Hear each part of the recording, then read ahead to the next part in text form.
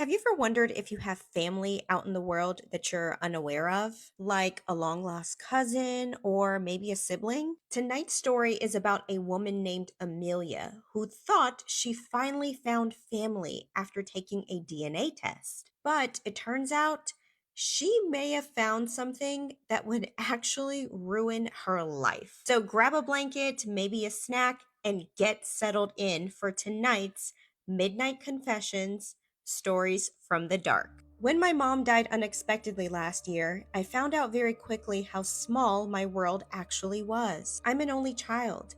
My dad was never involved in my life, and my mom was estranged from most of her family for reasons that she never really explained. So, growing up, it was always just us. After the funeral, my apartment felt unbearably empty.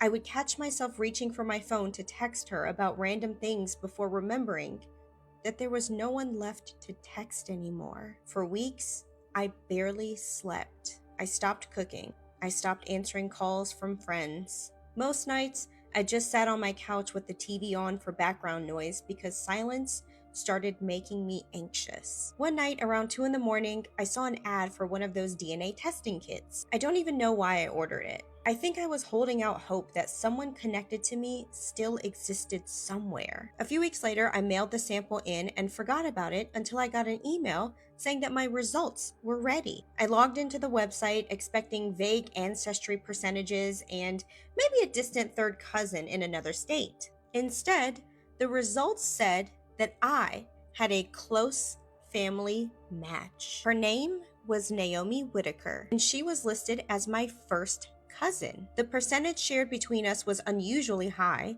high enough that the site highlighted it in bright blue and labeled it Close Family Connection. I couldn't believe it. What made it even stranger was that Naomi lived in my city, less than 30 minutes away from me. I remember staring at the screen for a long time, trying to make sense of it.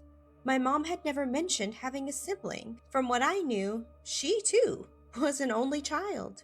About an hour after I received the email, Naomi messaged me through the app. Her message was filled with warmth and pleasantries. She said, "I've been waiting a long time for someone in our family to find me." I instantly started crying. I might actually have a family. Naomi told me that my mother had a sister named Caroline who got into a major fight with the family decades ago. According to her, the entire side of the family became fractured after that. Caroline supposedly changed her last name, moved away, and rarely spoke to anyone in the family again. Naomi said that Caroline was her mother. She also said that she'd spent years trying to trace relatives because her mom died when she was young and took most of her family history with her. The relatives she did know about had passed away over the years. Everything she said sounded believable enough that I wanted it to be true, even though it was eerily similar to the limited information my mom gave me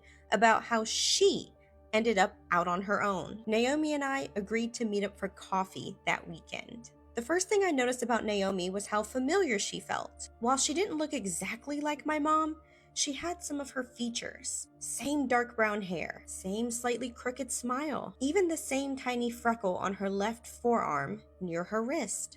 When Naomi hugged me, she smelled faintly like the perfume my mom used to wear. I nearly lost it right there in the coffee shop. At first, meeting Naomi felt a bit comforting. But over the next few weeks, small things about her started bothering me. Whenever we went out somewhere, Naomi ordered exactly what I ordered, even if she had originally said she wanted something else. If I bought a new jacket, she would show up wearing one almost identical to it the next time that I saw her. I even caught her repeating phrases that I used constantly, word for word. One afternoon, I jokingly called myself chronically exhausted.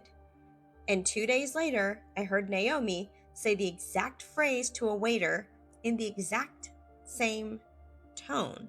Although I was perplexed about why she seemed to be copying me, I ignored the feeling because grief does strange things to you. I wanted family badly enough that I kept rationalizing everything. But that was until the fraud alerts started coming in. I kept getting notifications that someone was trying to log into my banking app from another device. A few days later, my credit card company flagged a suspicious purchase attempt at a jewelry store downtown. Then my pharmacy called asking if I wanted automatic refills after I had already picked up my prescriptions earlier that morning. I hadn't picked up any prescriptions. At that point, I became suspicious that Naomi had somehow stolen my information. She had been to my apartment multiple times by then. She could have easily seen mail, documents, passwords, whatever she needed. I hadn't experienced any security issues until she showed up. So I confronted her at dinner one night. She looked genuinely hurt by my accusation. "Amelia," she said softly, "why would I do that to family?" I remember feeling guilty afterward, embarrassed even. I apologized and said I was probably paranoid because all of the true crime that I'd been watching recently. It was the only thing that was helping to keep my mind off of my mom. Then something happened that completely destroyed any benefit of the doubt that I still had. I was trying to enter a clothing store at the mall when a security guard stopped me at the entrance. He asked me to leave immediately. I thought he was joking until he told me that I had been banned after getting caught shoplifting the previous week. I argued with him for over 10 minutes, insisting that I hadn't been to that store in over 2 years. After the security guard told me I was trespassing and threatened to call the police, I of course decided to leave. That evening, I contacted one of my friends, an attorney, and after hearing everything, he helped me obtain a copy of the footage. When I finally saw it, my gut twisted. There I was, plain as day, grabbing cheap jewelry and shoving it into my purse. But that wasn't really me. It was someone who looked exactly like me. Naomi. I finally accepted that my instinct was right. Naomi was a scammer, a deeply disturbed one. Around the same time, I started having strange blackouts, and people claimed to have seen me in places that I didn't go. The blackouts started fairly small. I would lose maybe 10 or 15 minutes without realizing it.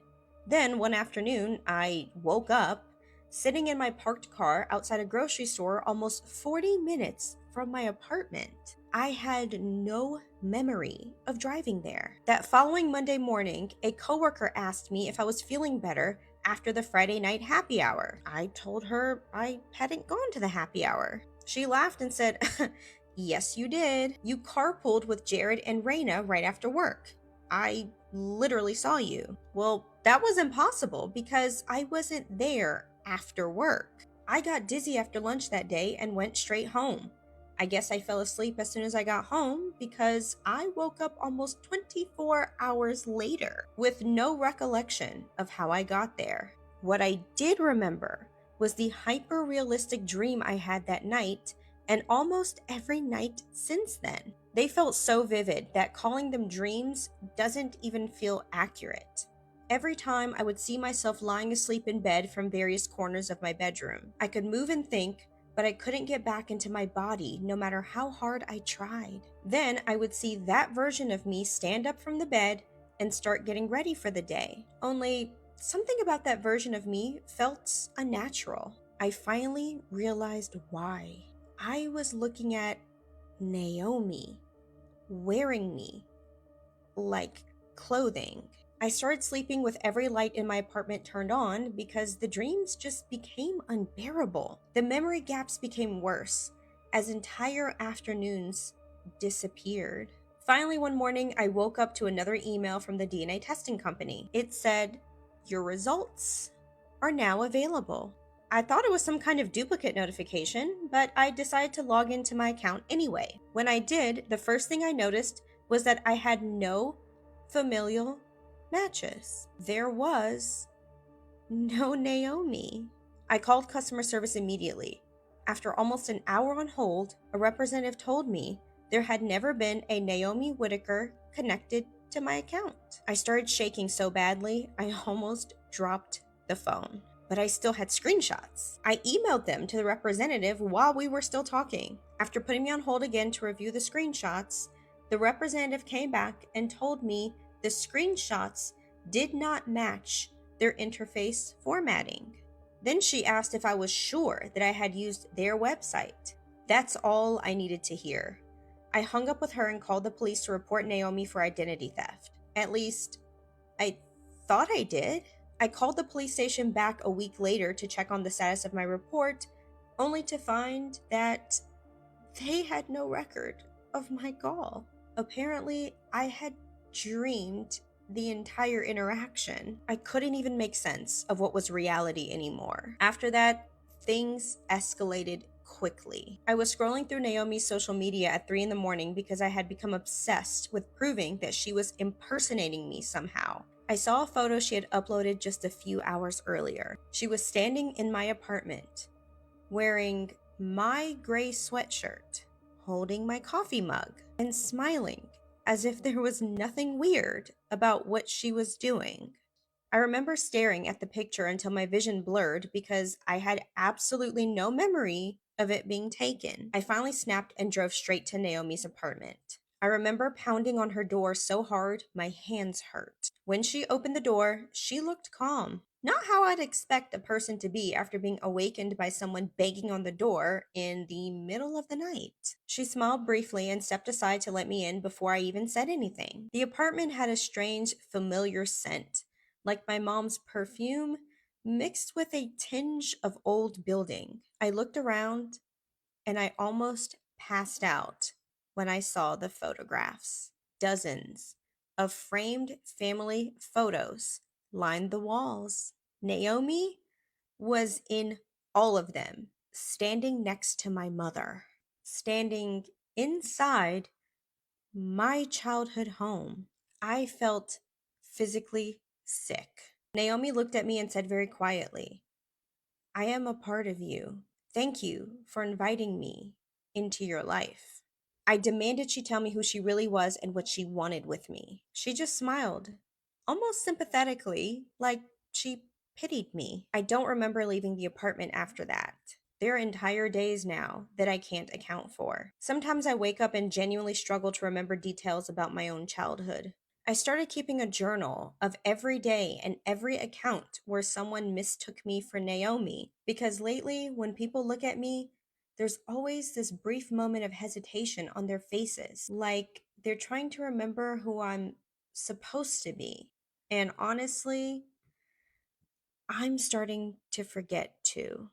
Let me know what you guys think is going on. Do you think Naomi was ever a real person? Or do you think Amelia invited something else into her life the moment she opened herself up in a moment of desperation? Let me know your thoughts and don't forget to follow for more Midnight Confessions. So this was sent in by somebody from their group WhatsApp chat in the place that they live, in an apartment block. Okay. Elmwood apartment residence, North London, old Victorian conversion, damp in the walls, creaky floors, always smells like wet stone after the rain. 3:14 a.m, Alex 8B. Guys, did anyone else just hear that scream? Sounded like a woman right outside or from the floor above. It woke me up, my heart's pounding. 3:15, Sophie 7A. What the actual, Alex, I was asleep. You sure it wasn't a fox? They make horrible noises at night. 3:16, Karen 4D. I heard it too. It didn't sound like a fox. It was proper blood curdling. Came up from your end, I think. 3:17, Dan, caretaker, 1A. On it. Checking the lobby and stair cams now. Everyone just stay put. 3:19, Raj, 9C. Just woke up. Second one or same? 3:20, Alex, 8B. Another one just now, shorter, but it was definitely a scream. I'm sure it's near flat 13. That flat gives me the creeps anyway. 3:22, Mia, 6B. Flat 13. The one that's been empty since that girl suddenly left. 3:23, Sophie, 7A. Yeah, the Polish girl. She said she was moving back home, but she'd left half her stuff in there. Dan, did you sort that out? Dan, caretaker, 1A. Cams are glitching again. Rain messing with them probably. There's nothing visible. I'll do a quick walk around the corridors in a minute. Stay in your flats. 3:28, Raj, 9C. I'm on the 9th floor. I'll nip along and check flat 13. Door might just be on the latch or something. Back into 3:32, Raj, 9C. Corridor lights flickering like mad up here. It smells weird, damp earth and something sweet like rot. Door to 13's open a bit. 3:33, Alex, 8B. Raj, just get out of there. Come back. 3:34, Raj, 9C. Inside now. Place is trashed. Mattress dragged halfway off the bed. Big dark wet patch on the floorboards. Still wet. 3:35, Sophie, 7A. Raj, leave now. 3:36, Raj, 9C. It's warm. The patch and there's scratching in the walls like nails on plaster. 3:38, Raj 9C. Never mind, it's nothing. I think it's just the rain. I'm coming down to tell you all in person. Stay where you are. 339. Mia 6B. Raj, you sound weird. Your typing's a bit weird. 340. Dan. Raj, don't come down here. I'm coming up. Everyone lock your doors. 331. Karen. My ceiling just made the same scratching noise right above my bed. I'm 4D. That's the 5th floor void. What's the void? 343. Sophie 7A. I can see something moving in the hallway through my spy hole. Tall. Too tall. It's just standing there. 344. Alex 8B. Sophie, do not open the door. 345. Sophie 7A. It's gone, but I can hear bare feet on the lino now. Wet slapping sounds coming down the stairs towards me. 347. Mia 6B. I'm checking on Sophie. She's only 1 floor below. I'll be right back. 349. Mia 6B. Sophie's door was open. She's not there, but her phone's on the kitchen table, still unlocked. 350. Dan, caretaker. Mia, get back to your flat right now. I'm in the stairwell. Something just ran past me on all fours. I only saw its back. Oh my God. 351. Mia 6B. I'm fine. Sophie was just in the bathroom. She says come down and we'll all wait together. It's safer. 352. Alex 8B. Mia, you're lying. Sophie never leaves her phone. Mia 6B. Don't be silly, Alex. Everything's fine. Come downstairs. We're all waiting in the lobby. 354. Karen 4D. The scratching is inside my flat now under the floorboards and it knows my name. 355. Karen. I'm opening the door for Dan. He's knocking. 356. Karen's left the chat. 358. Dan. Karen, let me in, love. It's only me. 359. Alex 8B. Dan, you're on the 1st floor. Karen's on the 4th. Stop. 401. Dan. Sorry, typo. I'm up here now. Everyone come down. The fire doors are stuck, but it's safe in the lobby. Bring your phones. 402. Alex 8B. I'm the only one left typing normally. 403. Dan. Alex, mate, it's just us now. Open your door. I'm outside. Sophie 7A. 404. Alex, please. I'm scared. Let me in. It's cold out here. 405. Mia 6B. Alex, we're all downstairs. The rain stopped. It's warm. Come and join us. 406. Raj 9C. Alex, open the door. It's only me. I bought tea. 407. Alex 8B. You're not them. You're not any of them. I can hear your breathing right outside my door. All of you at the same time. 408. Karen 4D. Alex, love, we've been waiting such a long time. Flat 13 was so lonely. 409. Alex 8B. I've pushed the sofa against the door and I'm calling 999. 410. Dan, signal's gone for everyone downstairs. Just come out. We'll look after you. 412. Sophie 7A. Alex, it doesn't hurt a bit. Not after the first bite. 413. Alex 8B. The lights just went out. I can hear the floorboards bending. It's climbing the outside of the building towards my window. 414. All members except Alex are typing. 415. Alex. It's smiling with Raj's face, tapping on the glass with Karen's finger. 416. Alex. I'm sorry. I'm so sorry I woke you all up. 417. Alex. It's inside. Elmwood Apartments residence. Alex has left the chat. The group is now empty. This story tonight is easily the scariest one I've told yet, and that's because it happened to me tonight. I had a whole story planned for tonight, but I have to change gears and tell you about what just happened to me. You know the drill. Grab a drink, grab a cozy blanket, and settle in while I tell you a scary story in my garden after dark. Welcome to Ghosts in the Garden. For those who don't know, my husband and I live in rural Michigan. We're not super rural, but we're still in a town of less than 10,000 people. Tonight we were both having a craving for Panda Express, and so I decided to drive a couple towns over and get that for us.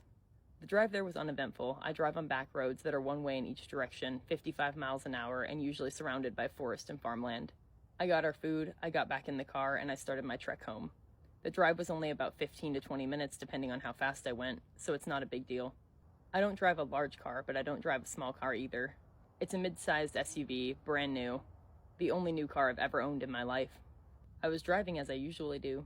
My windows up, music blaring, singing along. And as I was going through a particularly dark stretch of forest, I got this uneasy feeling. As soon as I felt it, I heard something slam the side of my car. It was loud enough that I immediately paused my music and thought that I had hit something.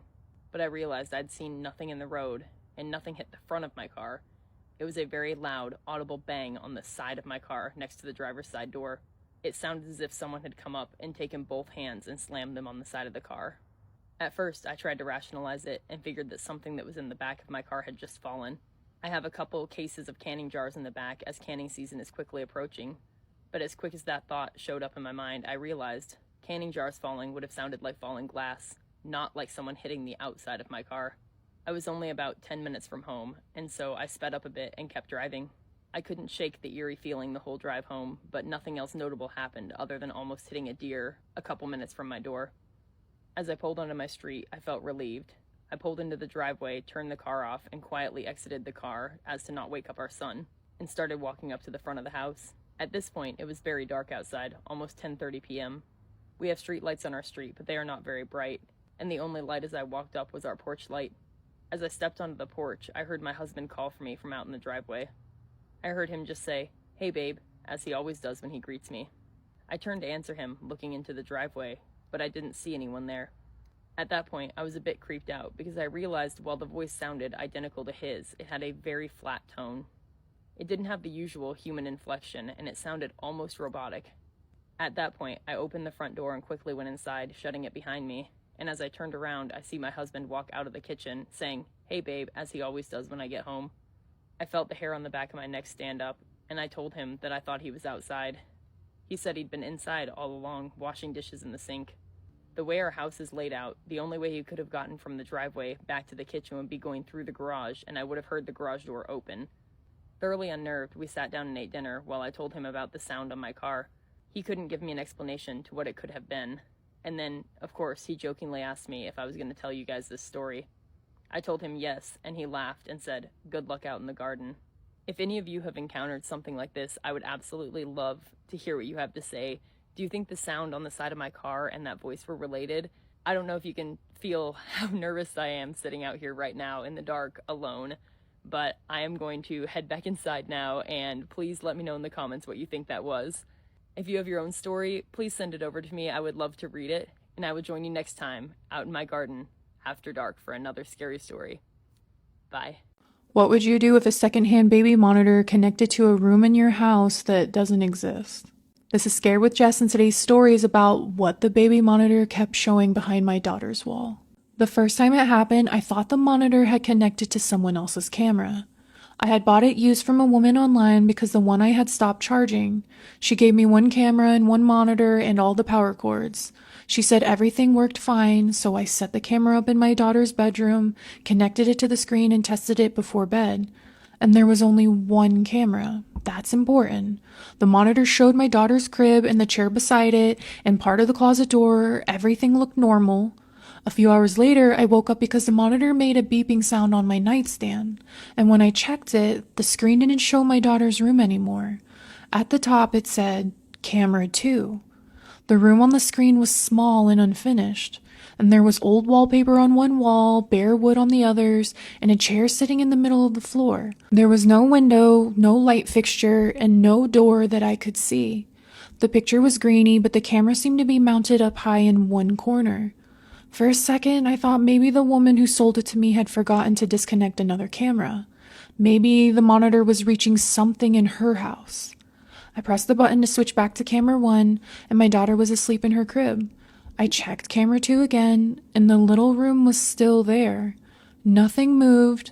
The chair was sitting there, facing the wall. I turned the monitor off and went back to sleep. The next morning, I messaged the woman I bought it from. I asked if she had ever used a second camera with it, and she said no. She told me the monitor only came with one, and she had bought it new. I sent her a picture of the screen, and she didn't reply after that. I tried resetting the monitor. I deleted the camera connection and paired it again. After that, it only showed camera 1, so I assumed it was some kind of glitch. That night, I put my daughter down around 8 and kept the monitor beside me while I watched TV. A little after 10, it beeped again. Camera 2. The same room. Only this time the chair had turned. Before it had been facing the wall, and now it was facing the camera. I stared at the screen for a few seconds, waiting for someone to walk in. No one did, and then an ambulance drove past my house. I heard the siren through the living room window, and at the exact same time, I heard it through the monitor. Faint and muffled, but clear. The camera wasn't in someone else's house across town. That room was close, maybe inside my house. I walked through every room while carrying the monitor. The picture kept cutting in and out, the signal dropped near the kitchen, and it got stronger in the hallway. And when I stood inside my daughter's room, right beside the wall behind her crib, the image became perfectly clear. I stared at that wall. There wasn't supposed to be anything behind it. The other side was the exterior of the house. I moved the monitor along the wall and the signal stayed strong. And then I heard something through the monitor, a saw scraping sound. I looked down at the screen and the chair was moving, no one touching it. It dragged slowly across the floor, one leg catching at a time, until it was closer to the camera. I grabbed my daughter from the crib and took her into my bedroom. I shut the door and called my brother. He came over and checked the outside of the house, the attic, the crawl space, and the wall behind the nursery. He didn't find anything.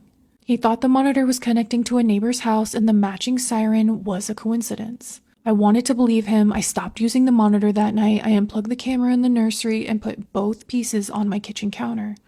My daughter slept in my room, and sometime after midnight, I woke up to the same beeping sound. The monitor was on the nightstand beside me, and I hadn't put it there. The screen was glowing. Camera too. The little room was visible again. The chair was now directly beneath the camera.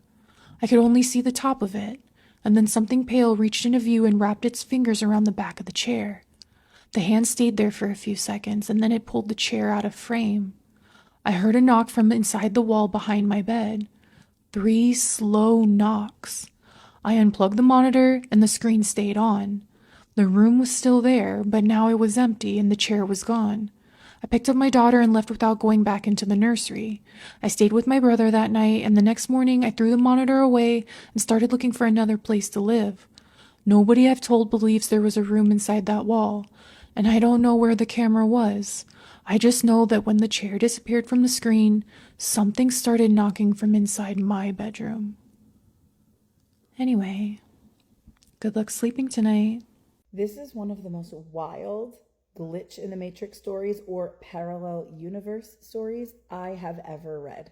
So this man named Elio tells this story that happened to him just a few months ago. He starts off by saying everything that occurred was witnessed by 2 people at the same time. So Elio meets up with his cousin to have a beer at the Friday Samba gathering. This is located in Largo de Santo Cecilia. I apologize if I pronounced that wrong. Now, this is a weekly event that always gets very crowded. So it's kind of this square area, and there are tables and chairs, and people are mingling outside, and they freely pop in and out of different bars to grab drinks and use the bathroom. Kind of like a big bar free-for-all. So Elio and his cousin hang out from about 8:30 to 11:30 p.m. He wants to make it very clear that in this time, they each had 2 beers and 2 beers only, and they each split a basket of chicken bites. And he said, and that was it. There was nothing else before they decided to leave. The reason why he wanted to break it down is to make it clear that they weren't drunk, and he also wanted to say they were not on any other substances either. So they both decided that before they left, they were going to go use the restroom, but the bar that they were currently standing in front of was way too crowded. I mean, all the bars were crowded, but this one was really bad. So they decided that they're going to go use the restroom next door. They both enter this next door bar, and he said that when they did, it was completely empty. And he doesn't mean like, oh, there's not anybody in here, like customer wise. He means like not even a bartender. I mean, nobody in sight, which was extremely unusual for the area and the commotion going on in and out of all these establishments. So he said they both went into the restroom in the back, and he noticed that it only had stalls and sinks. So Elio's cousin goes into the first stall, and then he follows suit and goes into the one right next to it. Right off the bat, Elio notices that it's really weird that during the first few seconds that he's in there, his cousin kept on knocking into the divider wall between the stalls, almost if he kept bumping into it and leaning on it, for extra support or something. So when Elio comes out to wash his hands, there was also a man washing his hands at the sink in front of the first stall. And Elio said he looked at this man in his eyes, and this man looked back into Elio's eyes. And Elio said, I have never seen this person in my life before. He describes him as being an older man, probably around 50 or 60 years old, with a very serious expression on his face, but otherwise just a pretty ordinary person in the restroom. He now is looking towards the first stall where he had seen his cousin enter, but it was empty, and it was strange because he didn't notice his cousin leave. Now, he said it wasn't impossible, it was just something he noticed, like his cousin wasn't in there anymore. So Elio assumes that his cousin is probably just waiting for him outside of the bathroom. So Elio says he sees that strange man finish up washing his hands, and then the man begins to exit, and so Elio finishes up too, and he is now headed just behind him. Then Elio notices something. This man was wearing a green waist bag on his back, and it was identical to his cousin's, being worn the same way his cousin would wear it. They both exit the bathroom now, and Elio is looking around, and he notices that the bar is indeed still empty. He said he watched the strange man walk outside to the sidewalk and stop as though he were waiting for someone.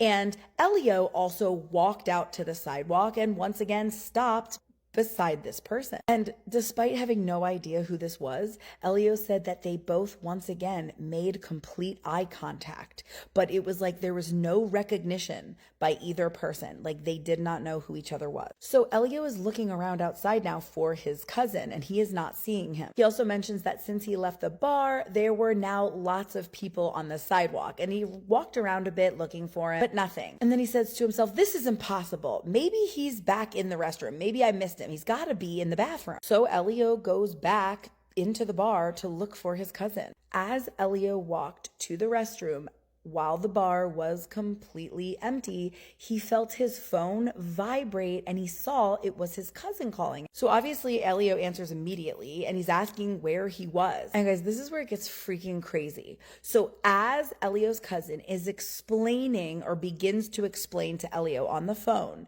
Elio turns around and he notices his cousin is standing in the exact same spot on the sidewalk that man was standing just moments ago, you know, as they kind of looked into each other's eyes. And again, his cousin was standing in the same spot in the exact same position, wearing that green bag. So they lock eyes, immediately recognize each other, and then he goes out to meet his cousin out on the sidewalk. Okay, so the moment that they got out to each other and they met, they both almost simultaneously said, what the hell just happened? Okay, so that's when Elio's cousin told him his version of events. Guys, this is freaking wild. So Elio's cousin's version was extremely similar, but with very important differences. Elio's cousin claims he had not been banging into the stall divider at all, quite the opposite. Finished up quickly, and then he had been waiting outside of the restroom for Elio. Still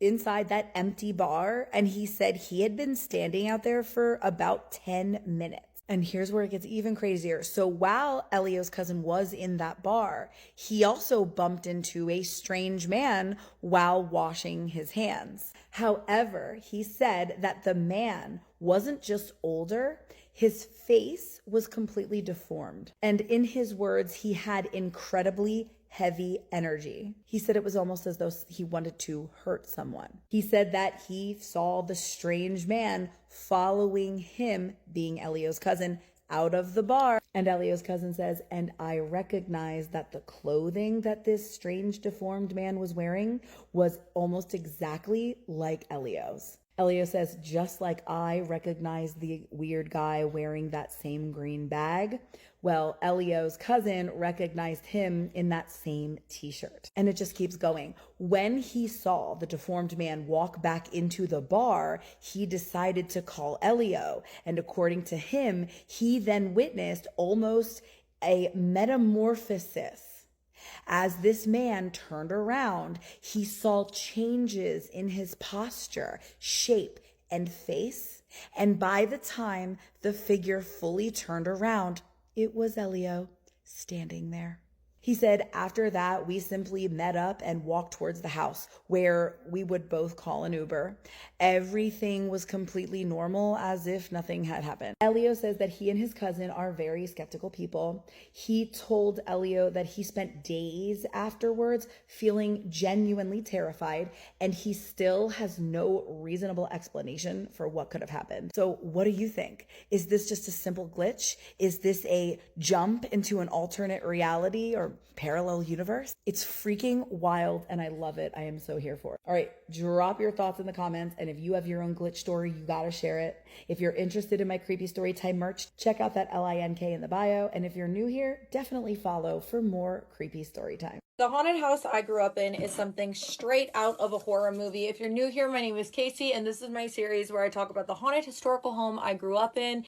Little bit of background, it was built in the 1800s, and at its peak it was a boys' home where they had to live at the house, work on the farm, and attend school and church in the one-room schoolhouse that actually sits in my parents' yard. Trigger warning, if you want a good night's sleep, I would just go ahead and scroll on, because this house had to be healed and anointed 3 separate occasions because the activity was that intense. The story I'm about to tell you takes place when I'm about 10 years old. We had like a family event going on, and we decided that we were going to play hide and seek, and it was nighttime. Now, this house sits on a large piece of property, so when my cousins and I would play hide and go seek, there was really a lot of options of where to hide, but I had already chosen that this time I was going to hide in the woods. There was a certain spot in the woods that I wanted to go to. One of my older cousins starts to count 1, 2, 3, and I'm running to my spot. I'm like, no one's ever gonna freaking find me here. However, when I start running into the woods, I hear somebody running beside me, and in my brain I'm like, oh, it's just my cousin Austin. He was the one closest to my age growing up, so we spent a lot of time together. So I'm like, oh, he must just be like hiding with me, because we hung out a lot, we did a lot together. So I'm literally like, shh. I hear the leaves, I hear the sticks and everything, because again, we're running in the full-blown woods. There's a pretty large tree in this wood line, and that's where I wanted to hide, because I knew if someone were to come into the woods, I could kind of watch them and circle myself around the tree. As I'm sitting there, my cousin sits right next to me. Like, I literally hear and feel him sit down next to me, right? Cousin who was literally walking into the wood line now. So I look over to my cousin, because it's important that we like move around this tree, except for what was weird is he wasn't there. Keep in mind, I didn't hear any leaves crunch, any sticks crunch, like nothing like that. And my cousin is not like a quiet person. I'm just like, whatever, maybe he found a better spot and I just must have been distracted. Except after this round was finished, I meet up with all of my cousins and I talk to my cousin. I'm like, hey, where did you go? And he's like, oh, I was hiding over in the front yard, like near the church. And I'm like, no, no, you were right with me. He's like, I have no idea what you're talking about. He never was with me the entire time, and what's even crazier is that same night, another family member saw that little girl who I've talked about before in the upstairs window. I do believe this was the little girl just because of the fact I wasn't scared, and her energy doesn't necessarily scare me. It's not malicious like some of the other entities in the house, so that is why I do believe to this day that it was her running and hiding with me. Love to tell you that that's the last messed up story I have about the haunted house I grew up in, but it's only the tip of the iceberg. If you hear more scary stories on the haunted house that I grew up in, make sure to go ahead and give me a follow, like, comment, and share. As always, thank you for watching. See you next time. The catacombs are an equally fascinating and terrifying place. People have been known to vanish here, with stories of these disappearances happening all the way back to its inception. But people also willingly venture into this tunnel system to party and attend full-blown raves. What always freaks me out the most about the catacombs, though, is just thinking about the sheer vastness of the place. Construction on it began in the 18th century, yet we still have no idea where all of the paths lead or how deep they go. They have an entire team dedicated to mapping the catacombs out, affectionately named cataphiles. And these people have uncovered some pretty horrific things along the way, like a video camera showing a man's final moments as he aimlessly wanders through the dark passageways lined with human bones. If you've never heard of that story or the many others that come from the catacombs, let me know in the comments and I'd be happy to share in a future video. But to understand just how terrifying of a place the catacombs are, you have to first understand its history. Why was it built and how? You see, in the 18th century, the city of Paris had a problem. They had too many dead people. Their cemeteries were overcrowded and the bodies were essentially seeping fluids into the groundwater. Yeah. people were drinking them. It was, as you can imagine, a huge health hazard, but also sinkholes began opening up. And in one case, such a large sinkhole collapsed hundreds of rotten corpses into someone's basement. So as you can tell, they had a massive problem on their hands. But that's when they remembered that the city of Paris had a huge limestone quarry sitting directly underneath it that had since been abandoned. So for the next 3 years, starting in December of 1785, a wagon accompanied by a priest singing hymns and draped in a black veil would be loaded full of skeletal remains and carry them under the cover of darkness down into the tunnel system that we now call the catacombs. When we think of the catacombs, we might imagine the walls precisely lined with human skulls, but that's not what it started as. The skeletons were first dumped into these former extraction wells, resulting in tall heaps of bones at the bottom of these pits. It wasn't until 1809, when a new inspection general took over the architectural aspect of the catacombs, that they became the organized ossuary that we see today. A 5-story deep, 186-mile-long, unmapped territory filled with the skeletons of those who came before us. It's no wonder people get lost down there. A friend of mine is a clairvoyant and shared with me the most unsettling reading she's done in almost 20 years of her experience. This submission to Spooky Scary Storytime was submitted by someone named Kalisha, who said she's sharing this with permission of her friend who is involved with this story, so we're all good there. But Kalisha says that her friend, who's called Silhouette for this story, works out of a cafe in Tucson, Arizona, on an as-needed basis. Basically, she's friends with the owners of this cafe, who also sell like sages and crystals and tarot cards, and she said it's just a very hippie atmosphere. But basically, the owners will call her sometimes when they have someone come into the cafe who's interested in a reading, either because they want to be entertained or because they believe in her gift. So one day, Silhouette receives a phone call from the owners of this cafe, and they ask her, hey, are you available? We have a man in here who wants you to come in and read his energy. And she's like, yeah, I'm available. So she goes in at the scheduled time and sits down with the man, and he says, can you read photos? And she's like, I don't know, that's not really my thing. Normally I can do palms, I can do tarot cards, but I'll do my best to accommodate you. She explained to him that she had not read photos in her practice before, but she would do her best. And the man produces a photo from his pocket, and Silhouette immediately recognizes this woman as his mother. And the man confirms it was his mother at a younger age, and a conversation sort of follows about his childhood and other aspects of his life, but nothing out of the ordinary, and the reading continues. Later in the reading, the man produces another photo from his pocket, and he says, can you read this photo as well? And this photo was newer, and the woman in the image was younger.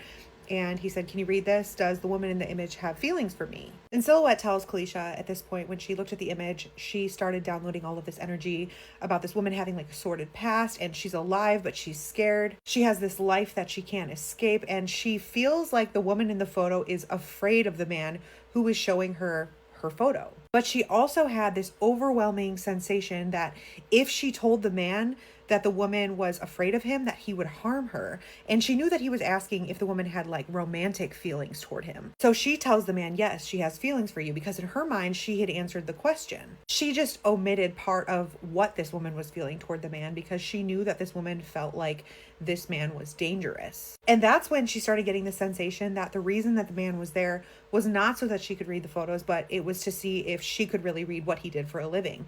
And after that, the man ended the reading. But after the man left, she continued to download images and like scenes in her mind.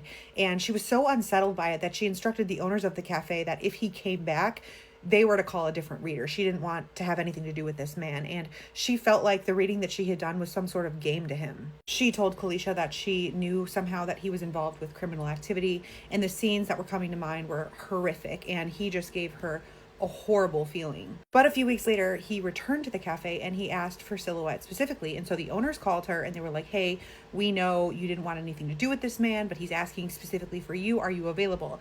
And even though she didn't want to, she agreed, because something in her was telling her that she had to do it. They sat down again, and he pulls out the same photo of the woman, the younger woman, and he asks about her affections for him. This time, Silhouette says that she received more information. She knew that the woman's life was in danger now, and that as a teen, the woman had gotten mixed up on the streets and involved with a criminal enterprise. But before she can answer the man's questions, the man pulls out another photo from his pocket and puts it on the table. And this photo's of a man, and he says, who is this?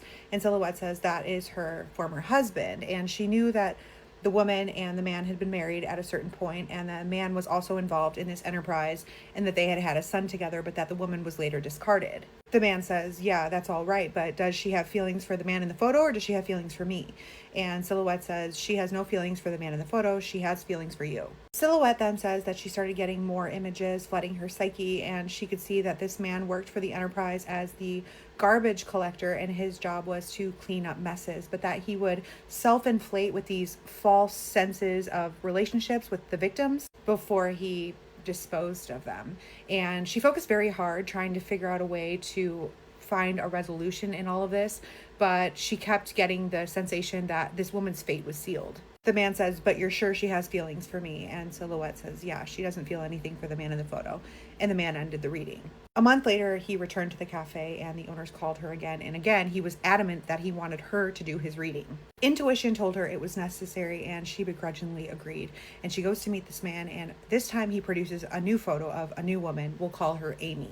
Then he began to ask the same series of questions that he did during the last reading, but Silhouette was trying to get images about the last woman he had asked about, but had this sensation that she was no longer living. Silhouette found it very difficult to concentrate because she was feeling so defeated after having the sensation about what happened to the first woman from the photos. But then her interest was piqued because she realized that Amy, the woman from the new photo, had a plan, and she had planned to escape. She did answer all of the man's questions, but found a way to lure him in the opposite direction of what Amy was planning. Silhouette realized that the man had a pattern with his victims and that he was riddled with mommy issues, but satisfied with the reading, he ended the reading, and she remained seated and said a quiet prayer that Amy would find her way to escape. But after the man left, the cafe owner seemed to pick up on Silhouette's energy, and they knew something was amiss, and they talked to her about it, and she sort of explained what was happening, and she got in contact with a friend who was great at finding people, and she says the apparition of the woman in the first photo began to haunt her.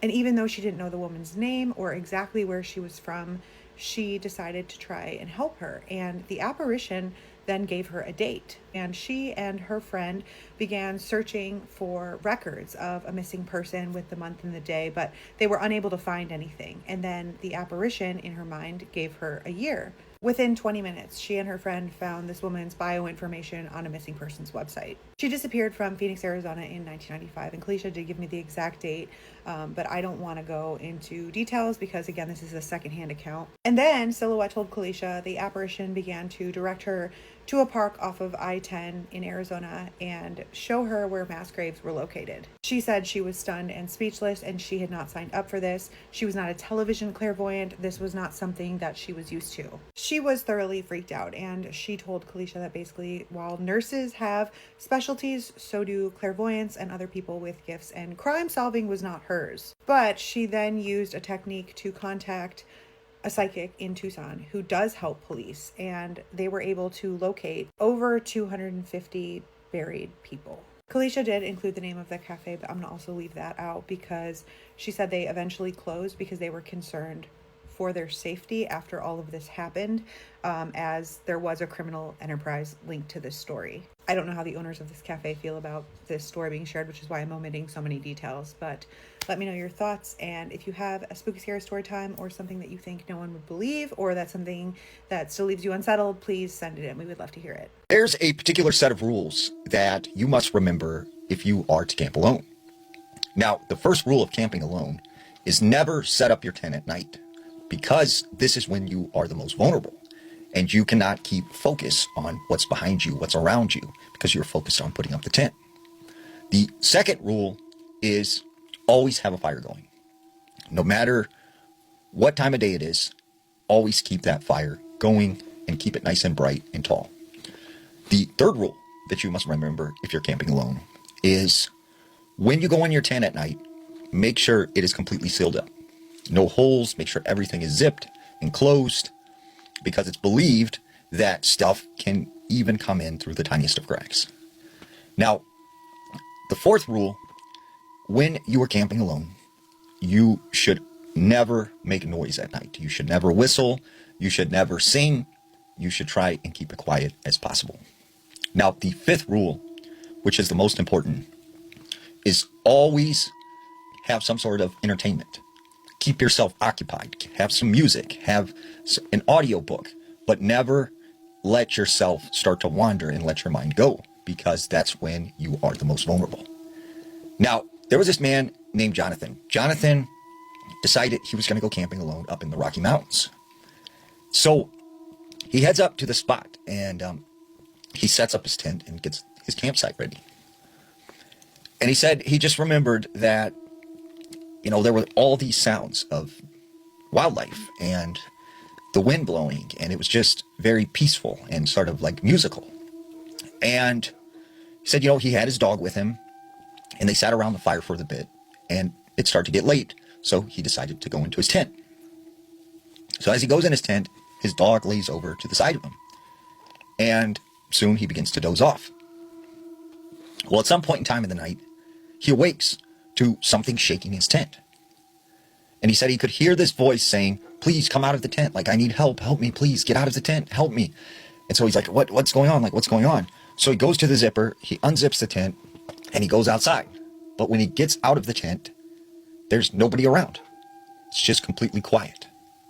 And it was eerily quiet because he couldn't hear the wind anymore. He couldn't hear the wildlife. And he said that the other strange thing was when he went to bed, there was this bright full moon overhead.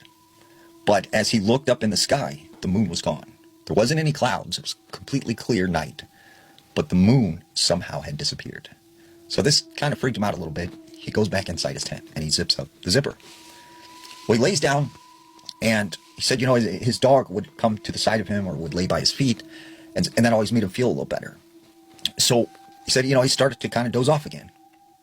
He said that's when he kept feeling like the dog, like rubbing his leg. And he's like, "What are you doing, boy?" Like, "I'm trying to sleep." And he said that's when he looks down at his feet, and there's nothing there. And when he looks over, his dog is right over here towards his head.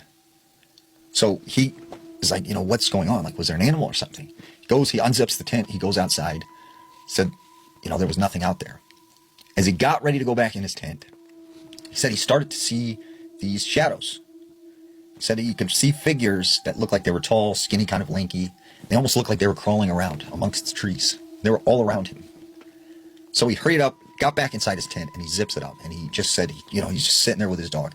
And the whole time he thought it was strange because the dog didn't alert to any of this. It didn't bark. It was just quiet. It was just laying there. And he said that's when all of a sudden he felt this tent start to move. Something grabbed the tent and was dragging him. And he was so afraid that he passes out. And when he awakes, he said the tent was completely still, felt like everything was normal again. He said he thought it must have been a dream until he unzips the tent and he realizes he is a good distance away from his campsite. So he grabs his dog and they run out of there back to his vehicle, and they left that night. And they left the tent and everything behind. So it's important to remember, when you camp alone, always know the rules. Guys, I've been telling you all of my crazy spiritual stories, and I have another one, and I almost forgot about it, but I literally cannot believe I haven't told it on here yet. So this is the story of the time that I was bit, yes, bit, you heard that right, by some kind of unseen entity that I suspect might have been Fae. I don't really know too much about fairies, and that aspect of spirituality and witchcraft is not something I typically practice, but I do feel like, I don't know, I just have a suspicion that it maybe had something to do with that. But of course, it could have been some other kind of entity, maybe a mischievous spirit. But anyway, let's get into it. So basically, I was 18 at the time, and I was at an old friend's house, and at that time she lived in upstate New York, like Westchester, that area. So it was a very heavily wooded area. Lots of nature in the surroundings. There was also a lot of active spiritual energy that I could feel whenever I went over there, but I couldn't really distinguish what it was because I had just started practicing witchcraft. Like, I was a baby witch, I was brand new to all of it, and I wasn't a practicing medium yet. Anyway, whenever we would go there, weird stuff was kind of always happening. I can't remember exactly what, but I mean, like, little knocks, little things like that, seeing shit out of the corner of our eye. It was that kind of typical stuff. I do also suspect that there may have been a negative entity in that house, but I can't say for sure. Anyway, I'm gonna make a long story short and just tell you guys exactly what happened. I had brought myself a teensy tiny little protection spell that I made in a jar, which I don't do my protection like that anymore, but again, I was a new baby witch, and there's nothing wrong with doing protection like that. It just doesn't work that well for me anymore. I also had something attached to me during that time, so the protection spell wasn't super powerful anyway. But that was all I had in regards to protection. I didn't have any like protection jewelry or anything like that on me. So like I said before, weird shit had already been happening, like knocks. My friend saw like I don't know, she saw like a dark entity, like a dark spirit or something out of the corner of her eye. We were hearing footsteps, things like that. And then the next day, we were all sitting in her kitchen.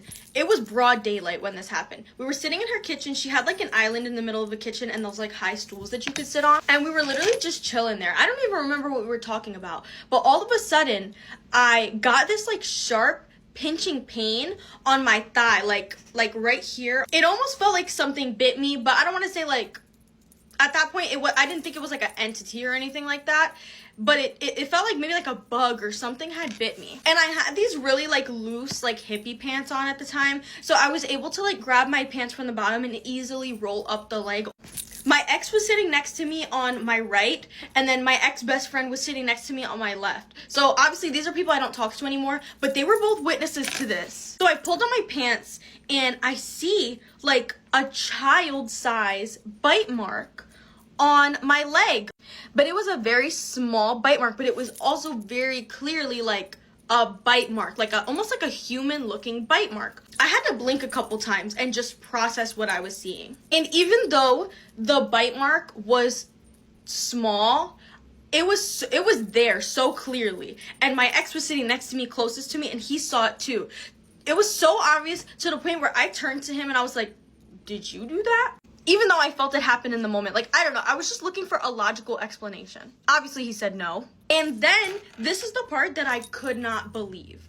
We watched, all of us together, as the bite mark faded away. In real time.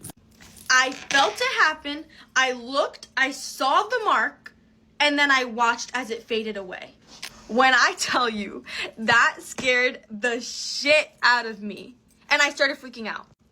My ex-best friend didn't give a fuck, and I was irritated by that because I was like, "Are you seeing this?" I was like, "Are you seeing what I'm seeing?" Like, I was scared. She didn't practice at the time, neither did my ex. Nobody I knew practiced. It was only me. So I guess only I really understood the weight of the situation, but also, it was just freaky. It was really just freaky, so I couldn't believe that they didn't really react. Like, my ex, he did kind of react, like, he seemed kind of scared, but like nobody really knew what to say. And because they were like not really reacting, I kind of dropped it, but it was in the back of my mind. And even at that point in my practice, I knew, I was like, I need to go home and cleanse myself. Then after that, once I went home, the following days after that, I definitely felt like something had followed me home. It wasn't necessarily the most like malevolent entity that it could be, because I've obviously experienced those for sure.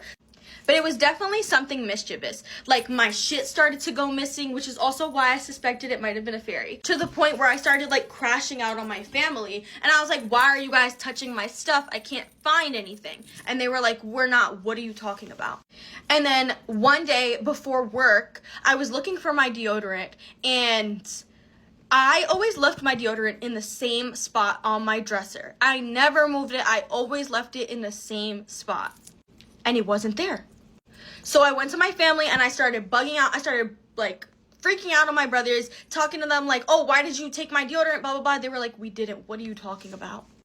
I went to my mom's room and I was like, "Mom, do you have my deodorant?" Like, I was bugging out about it because this was my final straw. And she was like, "No, we didn't touch it." I was like, "Are you sure? Because I'm starting to feel crazy." They were positive they didn't touch my stuff. So I went back to my bedroom and I literally yelled like a crazy person into my room, "Whatever is here messing with my stuff, stop touching my shit." I said, "I don't want to play with you. I'm not interested in playing any games. I want my deodorant when I get home from work back on my dresser exactly where I left it." And then I forgot about it. Later that night when I got home from work, guess where my deodorant was? It was sitting on my dresser, exactly where I always leave it. I ran to my family and I was like, did you guys put this here? Where did this come from? Did you guys put this here? They were like, no. They literally thought I was crazy. So whatever it was, listen to me. My stuff stopped disappearing after that. I cleansed myself in like a cleansing bath and whatever, and I didn't have any more experiences after that. But what do you guys think it was? Because again, I don't really work with the fae. I don't really work with fairies. So if any of you witches have any insight on what that was, let me know, because I would love to hear. Oh, and I want to mention years later, this other woman, I think she was like psychic as well. I went like into this witchcraft store and whatever, and I was just asking them for advice on what to do about this dark entity that was just bothering me. Completely separate situation. But as I was about to leave, she was giving me really nice advice. She was super kind. I will never forget her. But she mentioned, she was like, you have a lot of fae energy around you. So she was like, if you don't already work with the fae, you definitely should. And I have some Celtic ancestry, so like, you know. But yeah, that was my crazy ass story of the time that I got bit by, I don't even know what. Before the Titanic disappeared beneath the Atlantic, an old Irish legend says that the devil himself tried to board the ship, and when they refused to let him on, he left them with a simple warning: you'll never reach New York.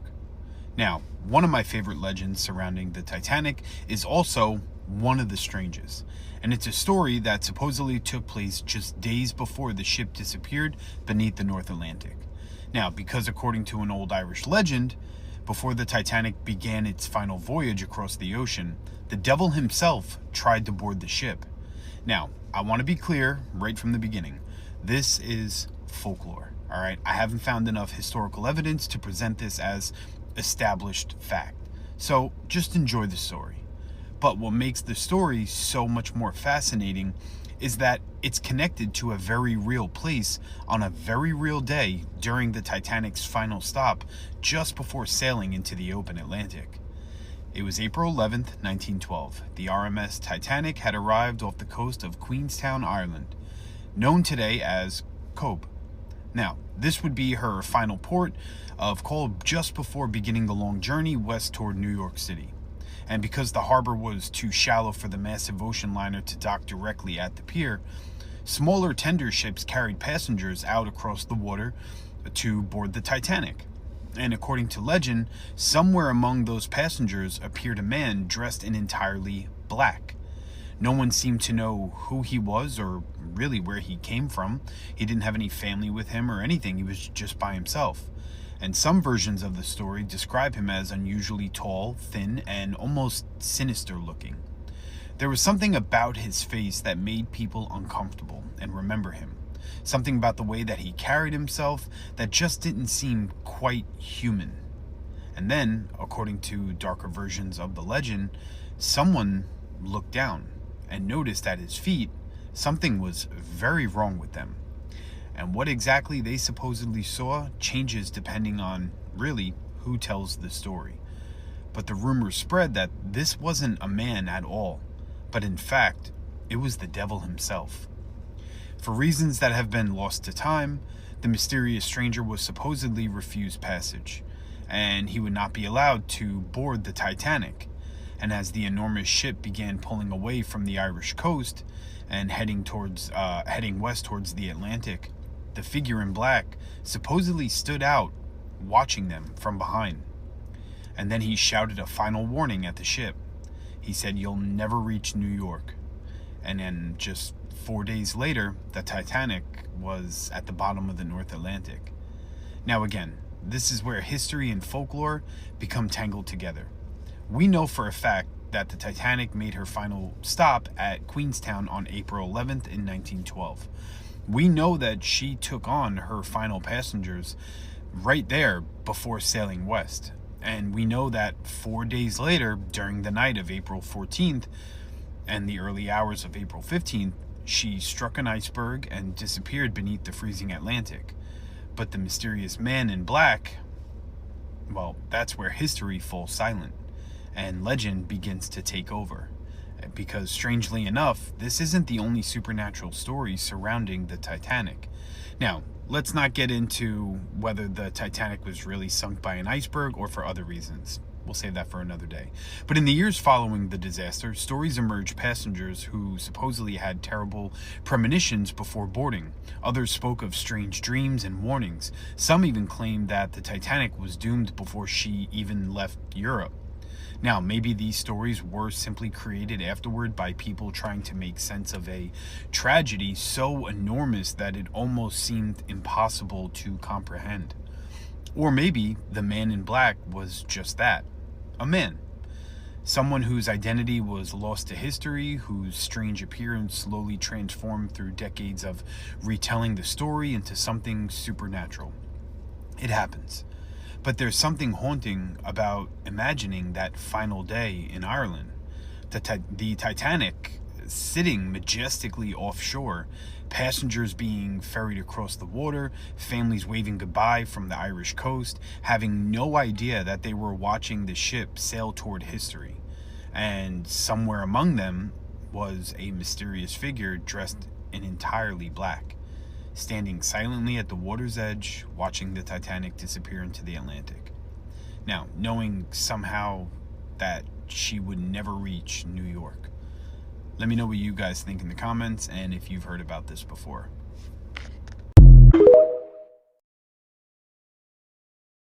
I was only 5 years old, but I still remember what was watching me from my toy box. So I was 5 and I was sleeping over at my grandparents' house, and my sister and we fell asleep on the couch, and I remember looking over across the room at my toy box. I don't know what it was, but I woke up with an overwhelming feeling like something was staring at me. And it was that kind of feeling where you don't want to look, but you have to. So I opened my eyes, and on top of my toy box was something gray. It was so skinny, you could see every bone in its body. And it had like these wings. The wings were so thin that you could literally almost see through them. Like, it looked like it was just skin stretched over bone, basically. It had these really long horns that curved backwards, and it had these eyes that were so pale it almost blended into their face. It wasn't moving, it was literally just sitting there watching me. And I didn't scream, I didn't cry, I was actually pretty calm. I was very confused, like, what am I looking at right now? We stared at each other for what felt like forever, and I slowly put my foot off of the couch. And as soon as I did, it moved and it stood up. And it was very quick, like, it noticed that my move went off the couch. I was gonna go run to my Nana and Papa's room. And that's when I could see just how tall it was. Then it smiled at me, and it wasn't just like a normal smile. It was scary. It was very wide, and it opened its mouth really big, and it had super sharp, like, uneven teeth. And that's when I realized that what I was looking at was not harmless. I tried calling out for my Nana, and my voice did come out at first, and then I feel like it got quieter and quieter. And then that's when I put my leg back up on the couch, and the thing stopped moving. But we just continued to stare at each other. I realized that if I stayed still, it wouldn't move or come closer or anything like that. So I feel like we literally just stared at each other for the rest of the night, whatever it was. Eventually the morning came, and I tried convincing myself that it was just a nightmare. But to this day, the face is etched into my brain so perfectly, and I still wonder what it was staring at me on top of my toy box. You have to be careful when you buy stuff from the thrift store because you don't know where those items have been, who owned them, what they were used for, and sometimes you can bring something home with you. Now, there was this girl named Rebecca. Rebecca was from Burbank, California. One day, she sees this thrift store, and she goes in the door, and over in the corner, she notices this beautiful old canopy bed.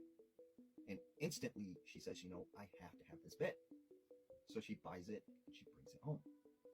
Well, that night, she goes to bed in this new bed that she just bought. And as she's sleeping, she begins to have this dream.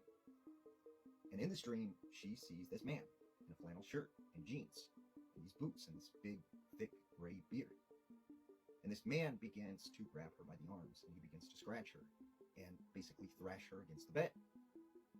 And eventually, she wakes up, terrified, and she feels pain. And when she goes to the mirror, she notices she has these bruises and scratches all over her body. Well, the next night, this happens again. And the next night, and the next night. And then one night, she's too terrified to go to sleep. She's worried she's going to have these nightmares. But then all of a sudden, as she's laying in bed, she begins to be lifted off her bed. She's hovering about 3 feet over the top of this canopy bed. And something is lifting her up. She couldn't move, she couldn't talk. This lasted for about 30 seconds. And then, plop, she falls onto the bed. And it was so loud that it wakes her daughter, who comes running in the bedroom, and is like, what's wrong, Mom? And she says, nothing, honey, just go back to bed. So this keeps happening night after night. And then she has to go out of town. So she asks her friend to watch her house. Her friend comes over, and she stays there for a couple days. Well, Rebecca decides to give her a call, ask her how things are going. And that's when her friend, starts crying on the phone. And Rebecca could tell that something was bothering her. So she goes, what's wrong? Like, what's going on? She goes, well, I slept in your bed. And I woke in the middle of the night to this old man standing at the foot of the bed. And I know he was there. I seen him. Like, I'm freaked out. And when she describes this man, it is the exact man that Rebecca had seen in her dreams. So immediately she knew that something was wrong with his bed. So when she gets back from out of town, she takes the bed and she goes back to the thrift store. And she goes inside and she tells the manager, I don't want this bed. You can have it. Like, there's something wrong with it. And she said the manager just kind of looked at her and was like, it's crazy that you brought this bed back, because not even a couple weeks ago, before you bought this bed was brought back to us. We had sold it the first time. And the lady who bought it said that she didn't want it because there was something wrong with it. And so Rebecca's like, well, how did you guys get this bed? She said, well, there was this estate of this old man who passed away, and this was his bed and one of the items that was given to the thrift store. And so immediately Rebecca felt like that must have been the old man that I was seeing in my dreams. Series of spooky stories except for its woman's intuition. A bit of an old story, but it's my only gut feeling that I've ever had. I was 12 to 13 at the time, and I wanted to trick or treat with my friends, but my mom said that I had to stay with my sister. I remember her telling me before we left that I had to stay with my sister or else, almost like she knew something. But after we made it to the other side of our town and my sister let me go off with a friend, we end up walking on an empty road somehow. I've lived in this town my whole life, and I've never seen this road this quiet. I turn to my friend and say, we're being watched right now. They laugh thinking that I was joking, but stopped when they saw my face. I have bad anxiety, but I've never had a panic attack like I did in that moment. We look around and see a car maybe 5 feet behind us, and I say, run. We booked 6 blocks towards a more popular road by cutting 3 yards. I see my friend's brother and basically run into his arms. When I turned, I saw the car drive by with just a man inside who looked old enough to be my grandpa. He hit a U-turn and sped off. My friend's brother helped me find my sister, and I didn't tell anyone because I didn't want my mom to know and get in trouble. I think back to that feeling I got, and it was so sudden, like getting punched and held down. I didn't see him following us, so I don't know how I knew that we were being watched. I'm not saying something crazy would have happened, but you never know if we hadn't ran. I have 2 stories, both happening on the same weekend. Last month, my family, my best friend, and I took a trip to Florida for Father's Day weekend. A few weeks before we left for the trip, I had a dream that my dad kept blowing up my phone while we were in our Airbnb. I didn't answer because I didn't have the greatest relationship with him, but after he called a few more times, I finally picked up. When I did, he told me that my uncle, my grandma's brother, had passed away. When I woke up, I called my dad and grandma to ask about him. They told me that he was doing fine and they were going to move him out of the hospital and into a facility. On our first day in Florida, my dad called me and told me that he had passed away. His tone was the same, and I was in the same room that I had been in my dream. Keep in mind, my mom hadn't shown us what the Airbnb looked like. She wanted to surprise us. I haven't told anyone except for my best friend and my sister. In 2015, I woke up at 2 a.m. with this feeling that I needed to call my friend Kyle. I had no idea why, but I called him. He had just gotten off of work at a bar and was blackout drunk, sitting in his driver's seat. After an hour of talking him down from driving himself home, I convinced him to get a ride from his friend. There's no telling what would have happened if I'd just gone back to sleep. From primary to second school, I was bullied by the same kid. He would push me down the stairs, steal my glasses, poke me with sharp pencils, and get his mates to gang up on me and throw stuff at me. I would always tell a teacher that he was going to unalive someone one day from how extreme his pranks were. They told me that I was overthinking because he was the smartest in class and never picked on anyone else. Okay, fuck them. Are you kidding me? This kid freaked me out, would never take accountability for what he did, and gave me sociopath vibes. Later this year, he was arrested with a group of men for the unaliving of a 22-year-old boy, and he was the only one charged with murder. You know that superstition about birds flying into the window? It never happened to me until this year, twice. First time a bird flew at my window, While I was binging a show, I didn't think of it at the time, but 2 weeks later, I lost someone I knew since I was a teenager. The second time it happened, I was in my kitchen, but the bird only nicked the window. When I went to look out there, it was a hawk chasing 3 birds right outside. I was afraid since the last time that happened and immediately thought about my sisters. I messaged them both and told them what happened, and they were super creeped out, but assured me that they would be careful and aware for the next few weeks. But a week later, one of my sisters got into an accident where they had to use the jaws of life to get her out. Miraculously, she was a little banged up, but mostly unharmed. If I hadn't warned her beforehand, I feel like it could have been worse. When I was younger, I would constantly have dreams about an older brother named Michael. I would ask my mom if I actually had an older brother, and she would tell me that I was an only child with no other sibling. A few years ago, she told me that she was R-worded at 13 and ended up miscarrying the baby. I told her that was the brother, Michael, that I used to dream about. In the very last dream I had of Michael, he said, "Tell Mom I'm okay and that I love her." That is so fucking sad. That is so sad. My last pregnancy was super healthy. Every test came back with good results. I felt okay and she was growing great. For some reason, though, I was fixated on researching placental abruptions. Something in my mind was telling me that I needed to know what the symptoms were, the side effects, everything. At 38 weeks, I felt a little off, but I had nothing actually wrong besides this bad feeling. I went to the hospital because this feeling was so strong and was rushed to a crash C-section when my baby's heart rate dipped. I had a concealed placental abruption, lost liters of blood, and my daughter passed away. Oh my God, I'm so sorry. Oh God. I still think about something that happened when my son was a newborn. One night I was breastfeeding him while sitting half upright with my back against the headboard. At some point I must have fallen asleep without even realizing it. Suddenly I heard a voice scream right into my ear, "Wake up." It was so loud and clear that it jolted me awake. I looked down immediately and saw that my breast was pressing against his nostrils. If I hadn't woke up at that exact moment, I genuinely believe that he could have suffocated. I know that there are logical explanations that people might suggest, but to this day, I can't shake the feeling that it was my grandmother watching over us. It felt so real, and I'll always be grateful for that. Come back for the next episode. The Shanghai tunnels are a series of tunnels underneath Portland, Oregon. Now, they go back to the 1800s when they were actually built and used to Shanghai people. Now, a lot of creepy stories have came out of the Shanghai tunnels. This is one of them. Now, there was this man named Sean. Sean grew up in Portland, Oregon, and he worked downtown. And one day when he was going to work, he ran into this homeless man named Eli. And he felt really bad for him, so he gave him $10. Well, he continued to see Eli, and they ended up becoming friends, and he would constantly give him money like here and there. Well, one day he was downtown, and he runs into Eli, and he gives him a couple bucks, and they start talking. And he asked Eli, like, "Hey, have you ever heard of the Shanghai tunnels?" And when he asked Eli that, Eli just kind of like tensed up and started shaking and was like visibly scared. And he's like, "Yeah, I know about the tunnels, but I don't like to talk about it. I had a friend who went down there, and he said he encountered something, and he's seen something down there, and after that, he was just not the same anymore." And Sean was like, "But I thought they blocked the tunnels off, and you couldn't go down there." And Eli's like, "There's a spot over here, on this one street, and like I know a secret entrance and how to get to these tunnels, but I will not go near there." So a couple more times he runs into Eli, and he decides to ask him, "Hey, if I give you $100, would you take me down to the tunnels?" And Eli's like, "No, man, I will not do it. Like, I won't go anywhere near there." So a couple weeks later, he's downtown, and it's late at night. He bumps into Eli again, and Eli's like, "Hey, man, do you got that $100, and I'll take you to the tunnels because I really need the money." And he's like, "Okay, yeah, like here's the money, like show me the tunnels." So he takes him a couple blocks, and he takes him behind this building, and there was sort of this dark doorway. And he said above the doorway was this graffiti that said "No return." And he said that just kind of freaked him out because it was like they were going into somewhere where there was no return. And they then began walking down these dark set of stairs. And they found themselves in this maze of tunnels. So they make their way down all of these different corridors. As they're walking down this one particular tunnel, they start hearing crying. And they're like, "Where's that coming from? Like, what is making that sound?" And it then began to sound like someone was just literally like wailing. And that's when they shined their flashlight and they stumbled upon like a hole in the concrete, and it led into a room. So they walked into this room, and they started to look around with their flashlight, when over in the corner, they see this black-looking wolf dog type creature, and it's growling at them. So they take off running. They're terrified. Sean couldn't keep up with Eli, and he ends up getting lost in one of the tunnels. So he begins just walking around in the dark, like, "Eli, Eli, like, where are you, man? Like, I'm scared. Like, where are you?" And that's when he hears something, like a footsteps moving in the dark. So he shines his light directly in front of him, and he said he sees this woman hunched over, and she's bawling. She's crying. And he's like, "Ma'am, are you okay?" She doesn't say anything. Takes a couple steps closer. "Ma'am, are you all right?" And he said, all of a sudden, this woman stood up, turned around, and she had no face.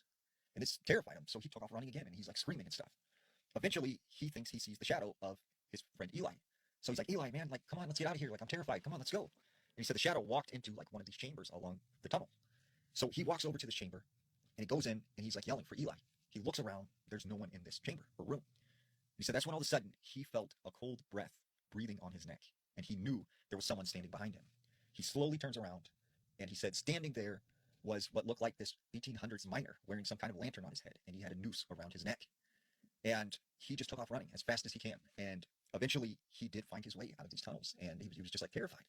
Well, a couple days later, he runs into Eli on the streets, and he's like, yo, man, are you okay? Like, what happened that night? You know, did you see anything else?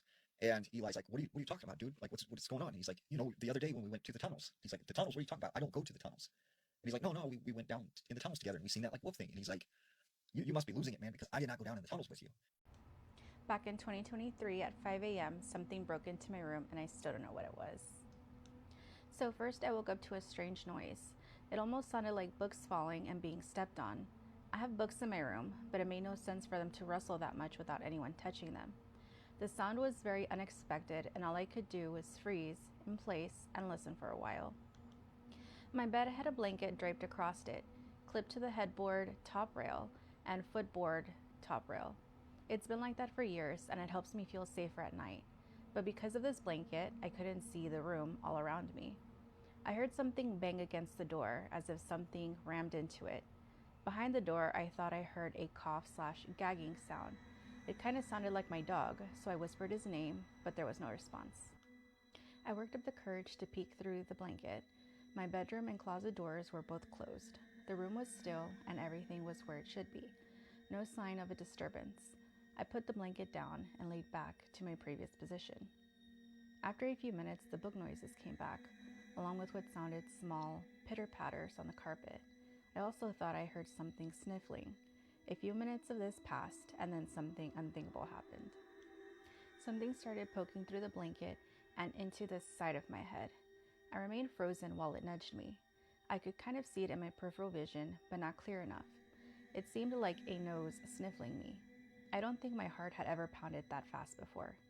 Eventually it went away.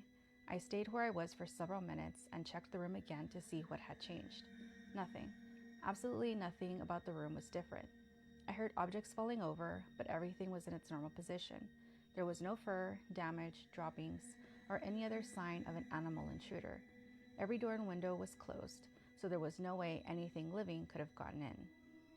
I laid down again. I was scared to stay in the room, but I was even more scared of alerting the ghost that was in there.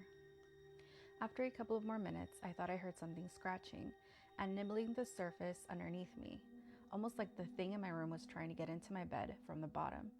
At that point, I had had enough. I bolted from my room and ran down the hallway and crashed into my parents' bed. I told them what had happened and to check my room. I was shaking, my heart was pounding, while I waited for my dad to check the room and come back. He came back after a moment and told me that nothing was in there. I checked the room with him, and he was right. Nothing was out of place as usual. No signs of an animal or something breaking in, other than the objects that had moved himself during his inspection. Even the books were still in their respective places. I was too scared to go back to bed, so I stayed with him till morning. I later went to church that same day and asked a priest to say a prayer for me. To this day, I still have no clue what caused the noises or what nudged me in the head. If it was an animal or if there had been clear evidence of something else. For the past couple of nights after the whole ordeal, I continued to hear things in my room, but they weren't as loud or persistent, so it could have been my imagination. I haven't heard anything since 2023. Any ideas about what the heck broke into my room that morning? And that's Ina's story. So I'm definitely leaning more towards ghost for this story. I'm not gonna lie, like, you might not think that this story is really scary or it's kind of like whatever, totally fine. But what really got to me reading the story, like I actually got chills when I read this, and I haven't had that with any of the stories that I've read so far.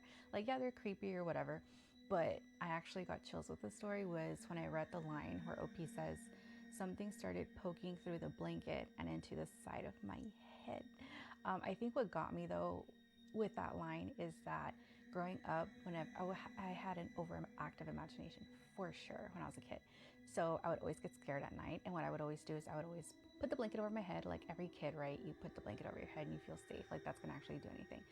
But so even to this day as a grown adult, sometimes like I like sleeping under the blanket. So, you know, I'm just thinking like, okay, we don't know how old OP is, right? But, you know, assuming they're like an older teenager or maybe like a young adult, they still live with their parents. So, you know, you're scared and you maybe kind of like have the blanket over your head a little bit. And then whatever that was, like poking the side of your head and sniffing, yeah, I would have lost my mind. Absolutely not. I would have woken up the whole neighborhood screaming. Either that would have happened or my soul would have left my body and I would have died. Like point blank period. Those are the only two options that would have happened with me. So I'm not gonna lie, like I said, like that line really creeped me out. So I'm leaning towards a ghost. There were like 2 commenters under this Reddit post asking if it maybe could have been an animal. You know, it kind of does sound like there was something scurrying in there, knocking things over. But OP was very adamant that there were no clues or anything around the room of an animal. OP did say that they had a dog, but no dog responded when they were called. So an animal is out of the question, you know, according to OP. But, you know, I think I'm leaning towards ghosts, but they didn't preface any like backstory or anything. They just went straight into the story. So I'm kind of wondering if maybe OP maybe did something to provoke something to come into the room. Like, you know, I've read stories about Ouija boards. So did OP ever mess with the Ouija board? Or maybe did they watch a movie that maybe opened like a door or something, or played a video game that maybe opened a door? So I don't know. I'm leaning towards ghost or something like that, like some type of entity followed OP home, or OP, like I said, like saw a movie or something that maybe opened up a door and something came in. Yeah, because like I said, OP didn't preface anything, like no backstory, so they just went straight into the story. So I don't know, it could have been random, but I'm leaning towards ghost or some type of entity. But anyways, so have you ever experienced something like that, or out of the nowhere you were experiencing paranormal activities, or anything physically touching you? Because that would have, like I said, I would have lost my mind. Oh my God, absolutely not, absolutely not. Hard pass.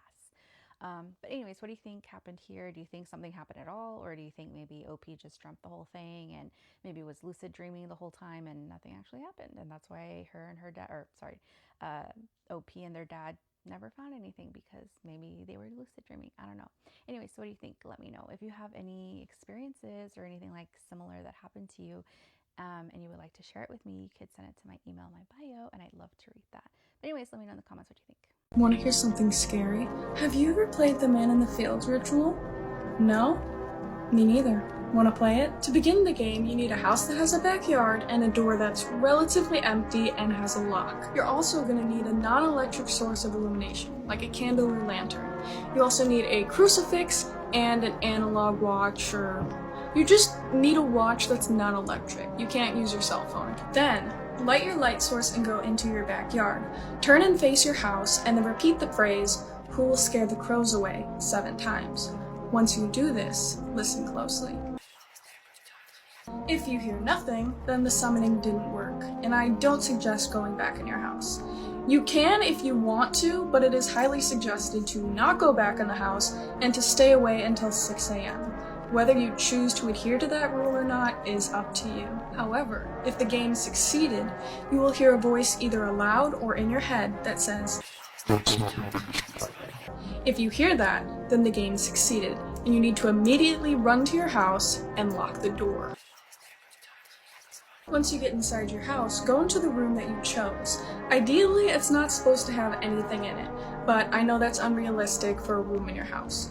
But pick the room with the least amount of things in it, because you need to close every single item in that room. If it can be opened, you need to close it. Bags, containers, anything you can open, you need to shut it. This room that you've chosen is your safe room. Once you have closed everything in that room, you put your crucifix in that room and you take your light source. You exit the room, and now everything in your house that is capable of being opened will be open, and you need to close it before the clock strikes midnight. If you see a man with ashen skin in your peripheral, don't look at him. Don't acknowledge him. He is not the man in the field. He is harmless. Just continue about your task. If you do happen to accidentally look into the backyard, immediately run to your safe room, lock the door, and hold your crucifix tight to your chest. Pray to whatever God you believe in. Do not open the door until 6 a.m. You will hear things outside of it. Do not open it. If you do look in the backyard and see him, that means he sees you too. The second you look at him, he has already seen you, and he will begin to climb down the pole. It's not pole dancing. And he will begin to climb down the post. From the second you make eye contact, he will have 60 seconds until he gets to your house. You need to get into your safe room immediately before that minute is up. He will get inside and he will take something extremely important to you, something that you can't live without. So you need to close everything. After you are absolutely sure that you've closed everything in your house, go into your bedroom and lay down in your bed. Close the final thing, your eyes. Do not open them until 6 a.m. Even if you can't sleep, don't open them. If you won, you'll wake up the next morning. Congratulations. Your prize, however, will depend on what time you started the ritual.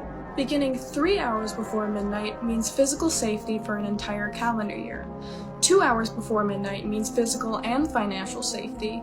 And 1 hour means you are completely safe no matter what you do for an entire year. None of your actions will have any negative consequences. However, fair warning for the final reward, it is very unlikely that you will complete it in an hour. But if you're confident, then I guess, who am I to stop you? So although this game probably isn't real, I'm not brave enough to play it. But who knows, maybe you are. Good luck.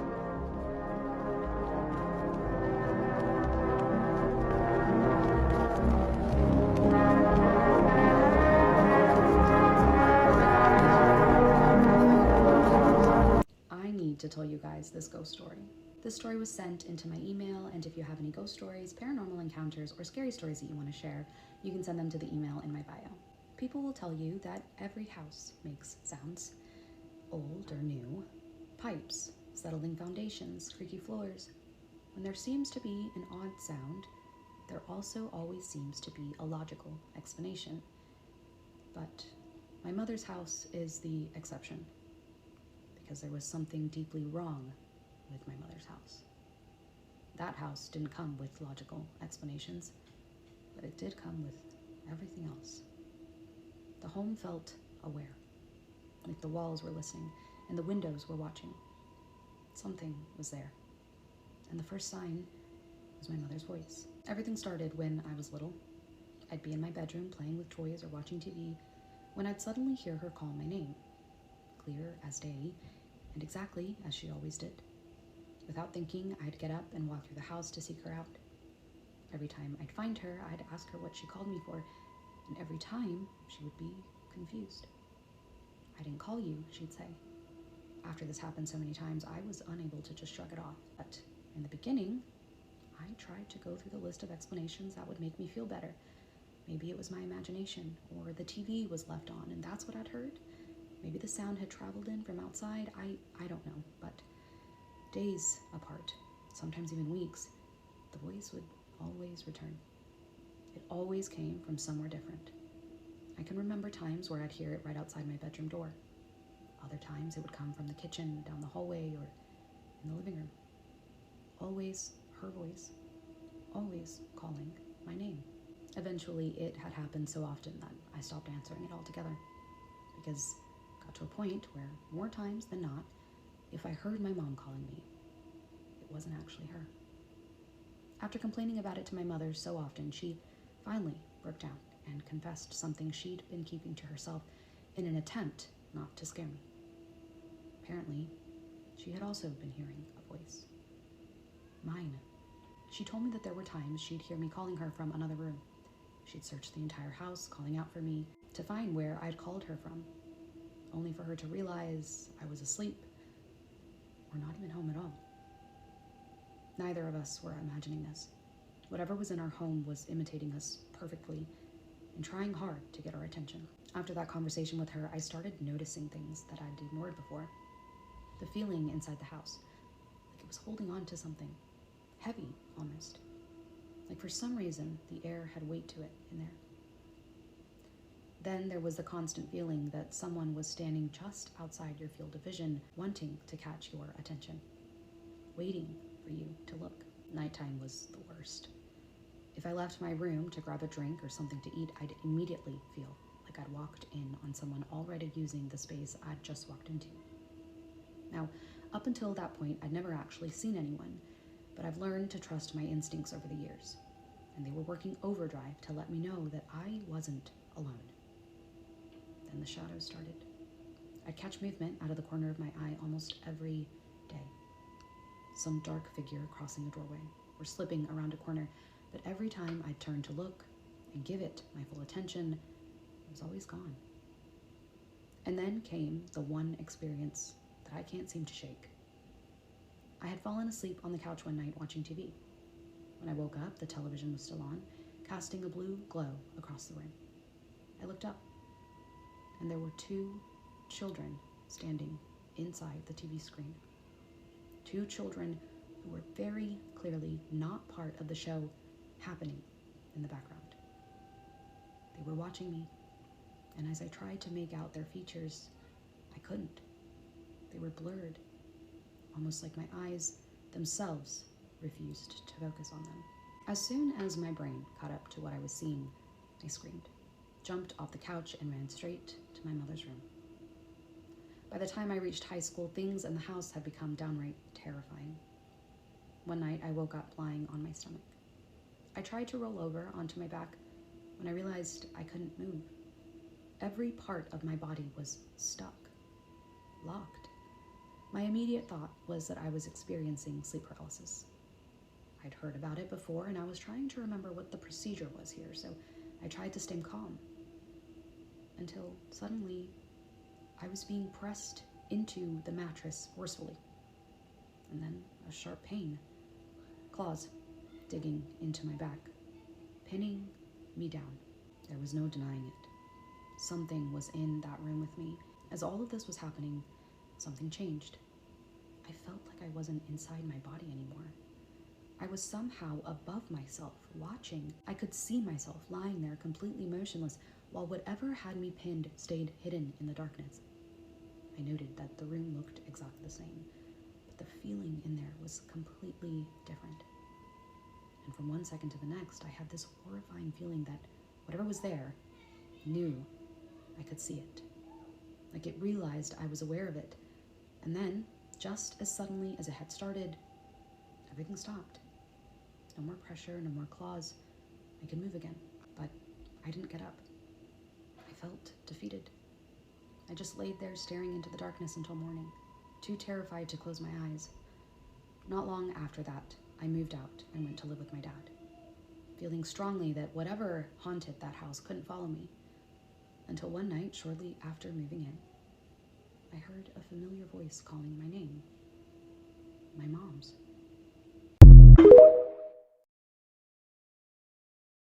If creepy trails are your thing, here are 3 Bay Area trails with ghost stories, urban legends, and unexplained history. First is Dottie's Pond in Santa Teresa County Park in San Jose. There are 2 legends that come along with this trail. First, there's an Ohlone legend that says a woman in black touched a rock and it exploded out with water, and that's what created the pond. It was also said that those waters cured the sick.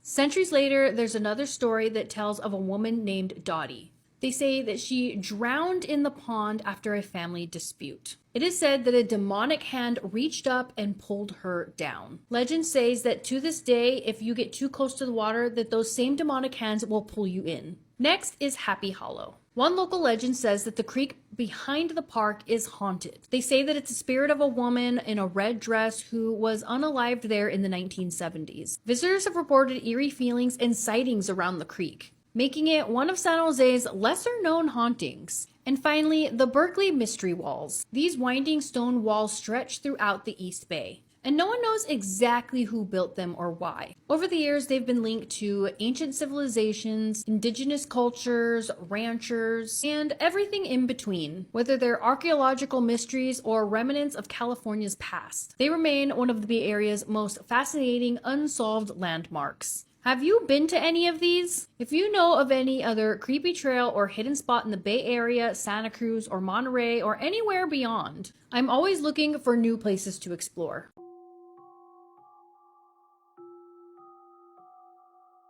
This was taken in northern Wisconsin. My cousin's friend bought cameras before hunting season and got this on one of the cameras. My cousin sent the photo my way because I'm into phenomenons. My background knowledge is skinwalkers and wendigos, but I have no idea what this is. If anyone knows what this could be, please let me know.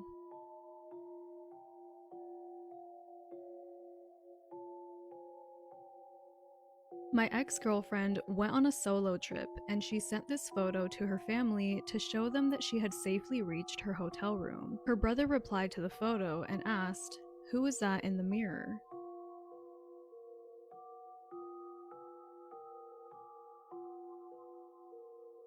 Last year, I had some wild experiences with my fiance at the time. It was intense, lasted for weeks, and followed us everywhere we went. I see this thing mostly through glass and mirror reflections, as well as in shadows, but it's also showed up physically.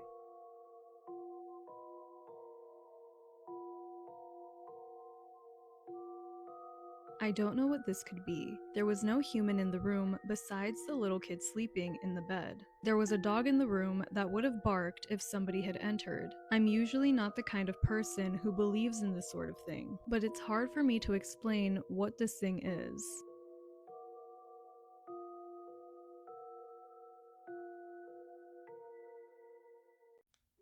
When I was a child, we moved into a home with a cemetery, and just 6 weeks later, we left.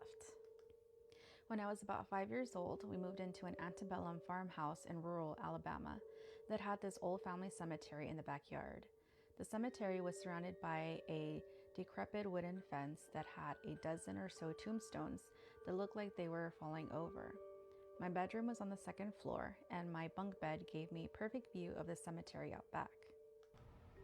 One day while my father was at work, my mother took my sister and went to the grocery store. I was left alone in my bedroom upstairs. For context, this was in the 80s. A while after they left, I heard my grandmother's voice call my name from the living room. My grandmother lived in the next state over, so I was surprised to hear her. I thought she must have come to check out the new house. I bolted downstairs to the living room, expecting to see her, but nobody was there. I peeked through the blinds and checked the driveway, and there were no cars. I ran upstairs and continued playing with toys, not thinking much of what had happened. A few nights later, I woke up in the middle of the night, and when I opened my eyes, there was a silhouette of a person standing at the head of my bed. The silhouette was almost like a light blue version of the white noise on old TV sets, but I couldn't see through it, if that makes any sense at all. I wanted to scream for my mom, but nothing came out. I tried over and over again, but my voice wouldn't work. All the while, the silhouette figure stayed there. I don't remember what happened after that, and I never talked about it afterwards. A couple of weeks after this experience, my parents packed up our things and we moved to a different house in the next town over. My parents have passed away since then, and my sister was too young to remember anything. So now I'm stuck with these memories and a lot of questions. As an adult, I wondered if my parents had experienced anything, and that is why they left so quickly. If there are any paranormal aficionados out there, do you have any idea of what that silhouette figure could have been? What about my grandmother's voice calling my name when she wasn't there? What was that about? And that's the end of the story. So the story was found on the Ghost Stories subreddit, and a commenter did leave a question for OP. They had asked them if they had ever done any research on the home, or if they could do research on the graveyard in the home. And OP responded that they never did, they never thought about it, and they did try looking up the home or similar places or properties that had a home plus a graveyard, and nothing came up that was similar to the house or how they remembered it. So they just kind of like left it at that they didn't find the house. They did mention in their response that this house that they lived in took place near or in Saraland, Alabama. So if you're from there or around the area and you're familiar with these types of homes, and have any stories that you would like to share, that would be really fun. And you can leave them below in the comment section. Also, OP did mention that it was a antebellum home, So I'm assuming that place is extremely haunted. I know those types of homes have a lot of history. So it's an old time home plus the cemetery. So that place is absolutely haunted. The house and the property, and absolutely the graveyard is haunted. I believe OP did experience something. They did mention that this took place when they were around 5 years old. And I do believe that children are very susceptible to seeing things that the adult, normal adult, doesn't usually see or can't see. I do believe that children, to a certain degree, are a little more perceptive in certain areas. So I do believe OP did witness something. And like I said, that house is probably extremely haunted. So OP did see something, more than likely. And yeah, if you have any interesting or creepy stories having to do with old homes like that, with graveyards, that would be really cool. You could leave them in the comments section if you know anything like that, or lived in a home similar, or there's a creepy house at the end of your street that's like that and want to share some fun stories. You can leave them in the comment section below, or if you would like to send it to me directly, you could send it to my email and I'd love to read it. But yeah, so what are your thoughts? What do you think? Do you think the property was haunted and OP saw a ghost, which I'm leaning towards, or just an imagination of a child because she was, OP was 5. So I don't know, let me know your thoughts down below. Hey y'all. So this is Last Thread Before Bed, episode 23. This is a little series where I read scary stories on Reddit before I go to bed, and I try not to get nightmares. So boom, let's get into it. Now this story was literally just posted 2 days ago, so I'm super excited for this one. It was on the subreddit Ghost Stories thread, and it's from the user EtherBaby8338. The story is titled Paranormal Experience as a Paramedic. I worked as a paramedic, and up until recently, I didn't believe in ghosts or spirits. I got a call around 10 p.m. at night, concern for welfare. Happens all the time, usually in warden-controlled properties, as they have falls all the time. My colleague wanted to live stream her kids before bed, so I said I'd go into their property on my Todd and call her if I needed backup. Okay, that just confused the shit out of me. I knocked on the door, met by an old man who was asked why I was there, and he said he pressed his care call alarm by mistake. I asked if he wanted checking over, to which he responded he had issues with his blood pressure, so might as well while I was there. Directly from the front door was the bedroom. The light was on and there was a woman sat up in the bed. She looked at me but didn't say anything. I assumed she had dementia, so I just left her to it. We walked into the lounge and I did my assessment. After my assessment, we got on to small talk, whether what we used to do for a living, etc. I then asked about his wife, how long they had been together. He responded they had been together for 40 plus years before she sadly passed away 4 years ago. I then apologized and said at least it was nice he had another woman to share his bed with. He then responded back, what women? I live here alone. I was like, so who's the woman in his bed? He then replied, fucked if I know, mate. Yeah, this has gotta be true story. Fucked if I know, mate. I asked if he could show me a picture of his missus, and I shit you not, there she was, the woman, albeit a little bit younger in the picture with him. I walked out of the room and looked in the room again. She wasn't there. I couldn't wait to get the fuck out of that house. I then proceeded to be dead silent for the rest of my shift so much that my colleague went to management. She thought it was totally out of character and that I was suffering from PTSD. She didn't believe me when I told her the story. Yeah, that was really, really creepy. And there are so many stories like this, which makes me believe that most of them are probably true. And if not, there is plenty of people out there in the world that have experienced shit like this, but won't even talk about it because they don't want people to ridicule them. But that was it for tonight's ghost story, y'all. Follow for more scary stories. Good night. I have been waiting all day to tell you guys this. I had to wait till Jason got home because I'm not gonna lie, I'm scared a little bit. First up though, lip gloss treatment lip thing, whatever on, so I can eat these words. I debated, honestly, even telling this story because I know all of the whatever, she's full of it, people are going to come out. But I don't care because all of you that I talk to all the time on here, I want you to know because you know how I made that video the other day about the mimic, like the cat and the mimic?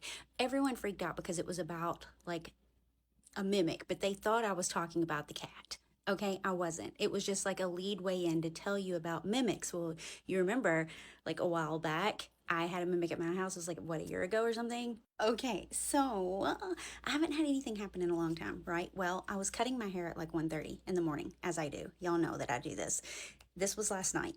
And I was cutting my hair, and Carter He's my 18-year-old. Comes into the bathroom and he's like, what did you say? And I was like, what? So I like looked back at him. I was like, I didn't say anything. He said, I heard you say my name. You said Carter. And I was like, I didn't. So then he was like so certain that I'd said it that it kind of made me think like, okay, like I know my perimenopause is through the roof right now, but did I say it? I don't think I said anything. Well, I'm standing there cutting my hair. About 30 minutes goes by. It's a slow, long process, okay? It just, whatever. Then I hear him say, Mom, what? And I step back and lean like to the door and I'm like, oh my God, I'm not saying anything. I did not say your name. And then I like wait for him to say anything and he didn't say anything. And I step out in the hallway. He was in bed, like all the way down the long hallway, just completely asleep. So I text him like, are you awake? And he didn't respond. So he wasn't even awake. So he heard me, then I heard him. Then this morning we were working on the ice maker in the refrigerator before he had to like leave. And we were trying to get it to work or whatever. And he said, what were you saying? And I said, I didn't say anything. And he said, you literally just said, and then she said, and I'm like, I didn't say anything. And he said, I heard you say something. So I've kind of been freaked out because I've been here all day by myself, but Jason's home now. So I wanted to tell you guys. So maybe talking about a mimic does make them come back? Oh, damn it. I covered Amy Lynn Bradley's disappearance a little while back, but author James Renner recently sent me an advance copy of his upcoming book, Cruise to Nowhere, which is about Amy's case. As I was reading it, I realized that there were so many details about this case that I'd either forgotten or didn't even know about. So I wanted to revisit one of the most mysterious disappearances ever to happen on a cruise ship, because nearly 30 years later, nobody really knows what happened to Amy. And honestly, I don't think she simply fell overboard. So let's talk about it. Amy Lynn Bradley was 23 years old and had just graduated from Longwood University might have known the story of real-life boogeyman with a degree in sports psychology. In March of 1998, her dad won an all-expenses-paid Caribbean cruise through his job. So Amy, her parents, Ron and Iva, and her younger brother Brad boarded Royal Caribbean's Rhapsody of the Seas for what was supposed to be a fun family vacation. For the first couple of days, everything was normal. On the night of March 23rd, Amy and Brad stayed up late dancing at a party on the ship while their parents went to bed. Amy spent much of the night with members of the ship's band, Blue Orchid, including one of the musicians known as Yellow. At 3:35 that morning, Brad returned to the family's cabin. 5 minutes later, Amy came back, and the two then sat on the balcony talking before Brad went to bed. Amy stayed outside, eventually falling asleep in one of the lounge chairs. Around 5:30 in the morning, their dad woke up and looked outside. He later said that he could see Amy's legs stretched out on the chair, so he went back to sleep. But when he woke up again about a half hour later, the balcony door was open, Amy was gone, and so were her cigarettes and lighter. The only thing left behind was the yellow shirt that she had draped over the chair. At first, Ron assumed that she had gotten up early to smoke or walk around the ship. But after searching for nearly 30 minutes with no sign of her, her family knew that something was horribly wrong. The ship was just minutes away from docking in Curacao, and Amy's family begged crew members not to let anyone disembark until she was found. They wanted an announcement made immediately, but according to her family, they were told that it was too early and that it would inconvenience other passengers. By the time an announcement was finally made, thousands of people had already left the ship. What's even worse is that Amy's cabin was cleaned before the FBI even had a chance to examine it, potentially destroying valuable evidence. Then things got even stranger. Almost immediately after Amy disappeared, Yellow approached Brad and said, quote, "I'm sorry to hear about your sister." End quote. The problem? Amy had only been missing a short time, and no public announcement had been made yet. I think that's something that always stands out in this case. How did he already know? When the FBI interviewed passengers, 3 separate witnesses claimed they saw Amy with Yellow between about 5:30 and 5:45 that morning. They said Amy appeared to be holding a camera as the two entered a glass elevator together. Around 6 a.m., Yellow came back down alone. He denied any involvement, and although he took a polygraph test, the results were inconclusive. Authorities launched an enormous search using helicopters, Coast Guard vessels, and aircraft, but not a single trace of Amy was ever found. No body, no clothing, just nothing. And that's one of the biggest reasons her family has never believed that she went overboard. And then the sightings began. About a month after Amy disappeared, her father and brother returned to Curacao to hand out flyers. While they were there, a taxi driver told them that he'd seen Amy the very morning the ship docked. He remembered her striking green eyes and said she appeared to be looking for a phone. But strangely, she wasn't wearing any shoes. A few months later, 2 Canadian divers reported seeing a woman they were convinced was Amy at Playa Porto Marie. According to them, she was with 2 aggressive men. And years later, one of the divers identified one of them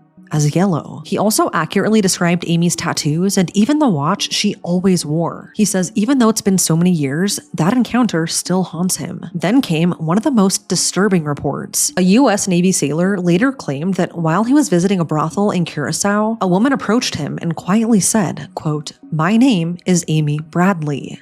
End quote. According to him, she begged for help and told him that she was being held against her will after getting off of a cruise ship. He fully admitted that he was too afraid to help and didn't report this until years after the fact. By then, investigators discovered that that very brothel had burned down. There were other reported sightings over the years, but the piece of evidence that always sticks with me came in 2005. Amy's family received photos of a woman on an adult website based in the Caribbean. At first glance, she looked remarkably similar to Amy. The FBI conducted a forensic facial comparison, focusing on facial features that don't change over time, and investigators reportedly believed the woman could very well be Amy. But because the investigation crossed international borders, the case stalled once again. So, what happened? The most common theory is that Amy somehow accidentally or intentionally went overboard, but there has never been any physical evidence supporting that, and local investigators even acknowledged that you would typically see something wash ashore by now, but nothing ever did. The theory I personally find more believable is that Amy was targeted before the ship ever docked. Her family later recalled that crew members and even strangers seemed unusually interested in her throughout the whole cruise. One waiter even reportedly tried to convince her to meet him for drinks once the ship docked in Curacao. And as we all know, being on a cruise ship is like being on lawless land. What's even stranger to me is that when Amy and her mom went to purchase photos that were taken during the trip, every single photo featuring Amy had mysteriously disappeared, while all the rest were still there. It's impossible to know whether those details are connected, but paired with everything else, it's kind of hard to ignore. Nearly 30 years later, Amy Lynn Bradley's disappearance remains one of the greatest mysteries ever connected to a cruise ship. Whether she was trafficked, murdered, accidentally fell over, or somehow survived for years afterwards,